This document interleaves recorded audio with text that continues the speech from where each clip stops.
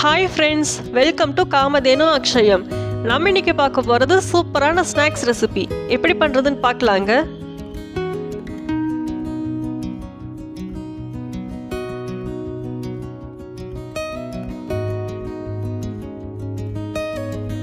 நான் இன்னைக்கு 100 கிராம் அளவுக்கு பச்சை வேர்க்கடலை எடுத்திருக்கேன். 8 மணி நேரம் போல் ஊற வச்சுருக்கேன். இது பார்த்தீங்கன்னா குறைஞ்சது 3 மணி நேரம் ஊறணும். மேக்ஸிமம் 8 மணி நேரம் போல் ஊறலாம். நாம் இது ஈவினிங் ஸ்நாக்ஸாக செய்யும் போது காலையிலேயே ஊற வச்சிடலாம். அப்போ நல்லாவே ஊறிடும். இது பார்த்தீங்கன்னா குக்கரில் 2 விசில் விட்டு எடுத்துக்கலாம். அப்போ நல்லா ஈஸியாகவே வெந்துடும். வேக வச்சு எடுத்துகிட்டு நம்ம செய்ய ஆரம்பிச்சிடலாம். இதுக்கு கடாயில் 1 டேபிள் ஸ்பூன் எண்ணெய் விட்டுருக்கேன். இது சன்ஃப்ளவர் ஆயில் தான்.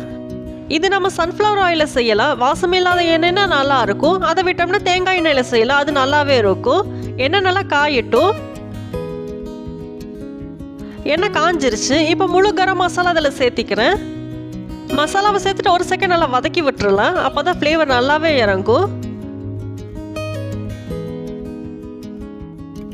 மீடியம் சைஸில் ஒரு பெரிய வெங்காயம் பொடியை கட் பண்ணி வச்சுருக்கேன். இப்போ அதை சேர்த்திக்கலாம்.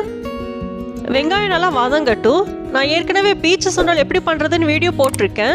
அந்த வீடியோட லிங்க் டிஸ்கிரிப்ஷன் பாக்ஸில் கொடுக்குறேன். பார்க்காதவங்க செக் பண்ணி பாருங்கள். வேர்க்கடலையில் பார்த்தீங்கன்னா அதிக அளவில் ப்ரோட்டீன் இருக்குது. இது நம்ம எல்லாத்துக்குமே தெரியும். இதை நம்ம அடிக்கடி ஸ்நாக்ஸாக செஞ்சு சாப்பிடும்போது உடம்புக்கும் ரொம்ப நல்லது. வெங்காயம் நல்லா வதங்கிருச்சு. நம்ம இப்போ தக்காளி சேர்த்துக்கலாம். ஒரு மீடியம் சைஸ் தக்காளி கட் பண்ணி வச்சுருக்கேன். அதை சேர்த்திக்கிறேன். நான் இதுக்கு ஆப்பிள் தக்காளி எடுத்திருக்கேன், அதாவது பெங்களூர் தக்காளி. நம்ம இதுக்கு நாட்டு தக்காளி எடுக்கும்போது லைட்டாக புளி பிடிக்கிற மாதிரி இருக்கும். அதனால ஆப்பிள் தக்காளி எடுத்துக்கலாம், நல்லாயிருக்கும். தக்காளி ஒரு 50% வதங்கட்டும் போதும். இப்போ மசாலாத்தூள் சேர்த்துக்கலாம். 1/2 டீஸ்பூன் கரம் மசாலா சேர்த்துருக்கேன். 1/2 டீஸ்பூன் மிளகாத்தூள் சேர்த்துருக்கேன்.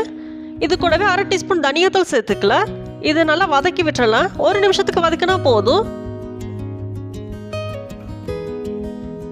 இப்போ இதுக்கு தேவையான அளவுக்கு உப்பு சேர்த்துக்கலாம். நம்ம வேர்க்கடலையில் பெருசாக டிஷ் எதுவும் பண்ண முடியாது. பீச் சுண்டல் செய்யலாம். அதை விட்டோம்னா இப்படி செஞ்சு சாப்பிட்லாம். பச்சை வேர்க்கடலையை ஊற வச்சு எடுத்தாலே போதும். 5 நிமிஷத்தில் இந்த செஞ்சிடலாம். சாப்பிட்றதுக்கும் நல்லாயிருக்கும். இப்போ நம்ம வேக வச்சு எடுத்த வேர்க்கடலை சேர்த்துக்கலாம். தண்ணி நல்லா வடிச்சிட்டு வச்சுருக்கேன். வேர்க்கடலை மட்டும் சேர்த்தா போதும். வேர்க்கடலை சேர்த்துட்டு ரொம்ப நேரம் வதக்கணுங்கிறது அவசியம் இல்லை. ஒரு 2-3 நிமிஷத்துக்கு வதக்கினாலே போதும். வேர்க்கடலையில் அதிக அளவுக்கு ப்ரோட்டீன் இருக்குது. உடம்புக்கு தேவையான நல்ல கொழுப்பும் இருக்குது. ஆனால் நம்ம இதை அடிக்கடி சேர்த்துக்கிறதும் இல்லை. இப்படி செஞ்சு சாப்பிடும்போது நம்ம இது ஈவினிங் ஸ்நாக்ஸாக கூட எடுத்துக்கலாம். டேஸ்ட்டும் சூப்பராகவே இருக்கும். போதும், நல்லா கலந்து விட்டாச்சு. ஸ்டவ் ஆஃப் பண்ணிடலாம். இதுக்கு மேலே கொஞ்சமாக கொத்தமல்லி தழை, பெரிய வெங்காயம் கட் பண்ணி வச்சுட்டு சேர்த்துக்கலாம். நல்லாயிருக்கும்.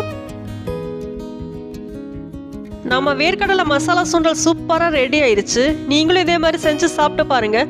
வீடியோ பிடிச்சிருந்தா லைக் பண்ணுங்கள். காமதேனு அக்ஷயத்துக்கு சப்ஸ்கிரைப் பண்ணுங்கள். தேங்க்ஸ் ஃபார் வாட்சிங்.